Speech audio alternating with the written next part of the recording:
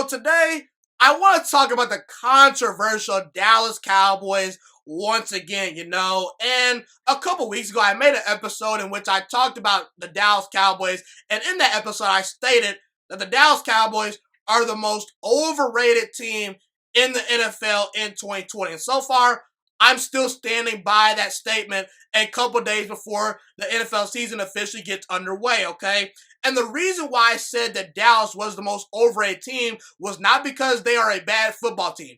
Dallas is a good football team. But the perception about Dallas is that they are a Super Bowl contender, they're a lock to make the playoffs, and that is totally false. Because according to Las Vegas, the other day, I was looking at some Las Vegas odds, and the other day when I was looking at those Las Vegas Super Bowl odds, Las Vegas had the Dallas Cowboys slated with the sixth best odds to win the Super Bowl this upcoming NFL season. And that is laughable. You want to know why it's laughable? Because Dallas is not even a top 6 team in their own conference. Tampa Bay, Green Bay, Seattle, the 49ers, the Saints, and the Philadelphia Eagles are all better than Dallas in no particular order. And I do believe that Philadelphia is once again going to win this division. In fact, I actually don't think Dallas is a playoff team this year. The playoff teams I have this year making it into the playoffs in the NFC, in no particular order. I'll just go by division winners first. I'll tell you who's going to win the divisions, okay?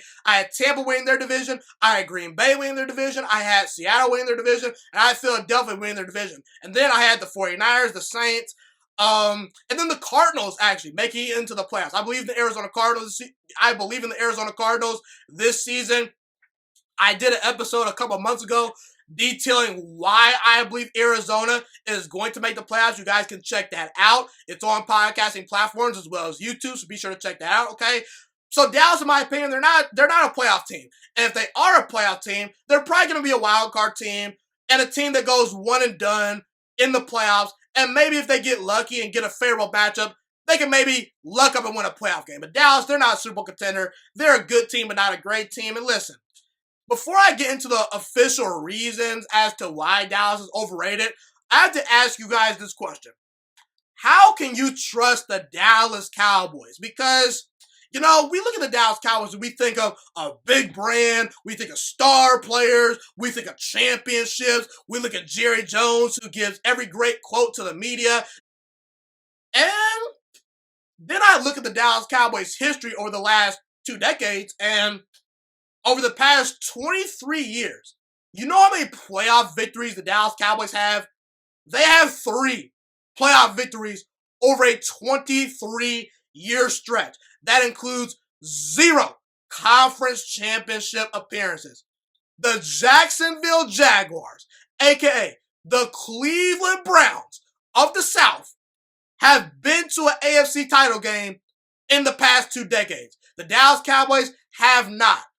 That should tell you all you need to know about Dallas. Listen, this team each and every year gets propped up because they're America's team, because they're a big brand, because they get on TV for whatever reason, even if they're a bad football team, because they draw ratings, because they're on TV a lot. We get enamored with the Cowboys every single season for them to fall flat on their face and not meet expectations. I'm not taking the bait this year. I'm not buying into this poo-poo with the Dallas Cowboys. Okay, I'm just not, man. Here's the thing. Dallas last year was in the worst division in all football. I called it the NFC least last season because that division was not very good. Washington and New York, they were bad football teams. New York, they were picking number 4 overall in the draft, and Washington was picking number 2 overall in the draft. And Philadelphia, they had a ton of injuries to their entire team. They were the most injury-riddled team all year. And in Week 16, with the division on the line, and by the way, the Dallas Cowboys shouldn't have been in that position in the first place because they should have won several games before that would have given them a better record, and they would have locked up the division a long time ago. They should have locked up the division a long time ago. In that game in Week 16 versus the Eagles, the Cowboys had the better offensive line. They had the better wide receiver core. They were more healthy. Their defense was not as banged up as Philadelphia. And Philadelphia still found a way to win that division. You can't trust the Dallas Cowboys. And let me get to Dak Prescott, because Dak Prescott, he has proven ever since his rookie season that he cannot be trusted versus good teams. And I'll tell you why. Dak Prescott in the last 3 seasons has shown me 2 things. He showed me that he is not capable of carrying a marginal roster or an injured roster from time to time. And he has also shown me that he cannot beat good defenses and playoff teams in the regular season. And in fact, Dak Prescott has 1 playoff win in 4 seasons.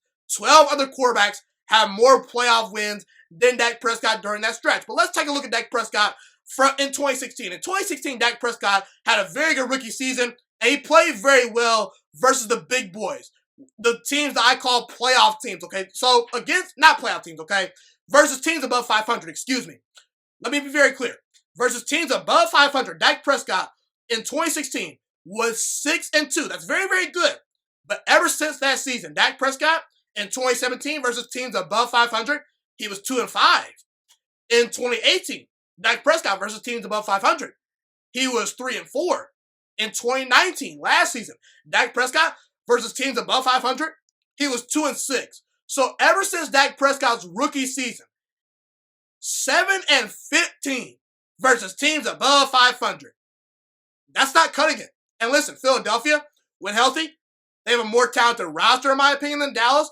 And listen, Washington and New York, they have very good drafts. They're getting better as teams. What if Dwayne Haskins pops this year? What if Daniel Jones pops this year? What if Joe Judge is a good head coach? Now Dallas has some serious competition in that division. I do think that Washington and New York will be improved this year. And see, now we've already narrowed down the fact that we can't trust Dak Prescott in these big games. Let's talk about the defense. The same defense that last year was 25th in takeaways per game. That's not going to win you a whole lot of football games. That's one of the reasons why Dallas went 8-8 last season. The secondary, that's a huge question mark. Clinton Dix, he's out of that building at safety.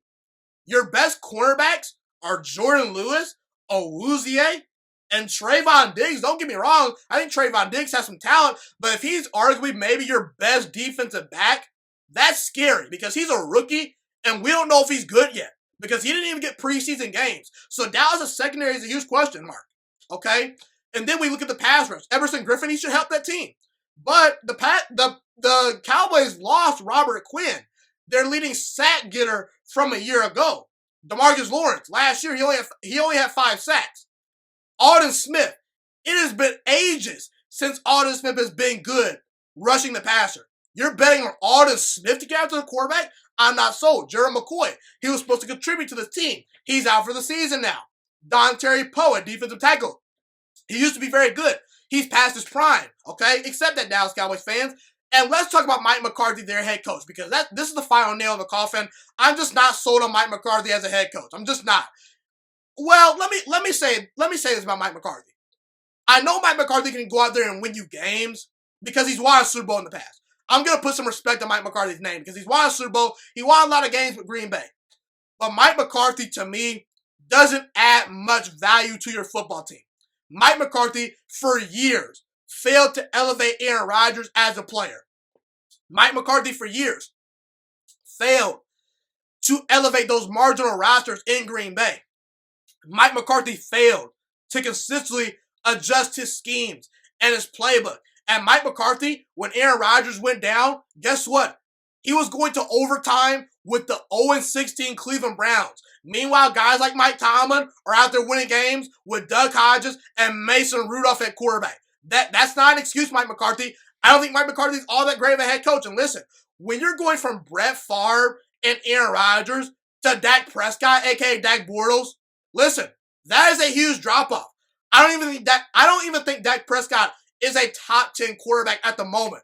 Brett Favre and Aaron Rodgers have combined to win 5 MVPs and 2 Super Bowls apiece. Okay, not 2 Super Bowls apiece. Combined, both those guys have won 2 Super Bowls. Okay, Aaron Rodgers won 1, Brett Favre won 1, even though he went to 2 Super Bowls. Okay, but either way you slice it, it's light and day from those quarterbacks to Dak Prescott.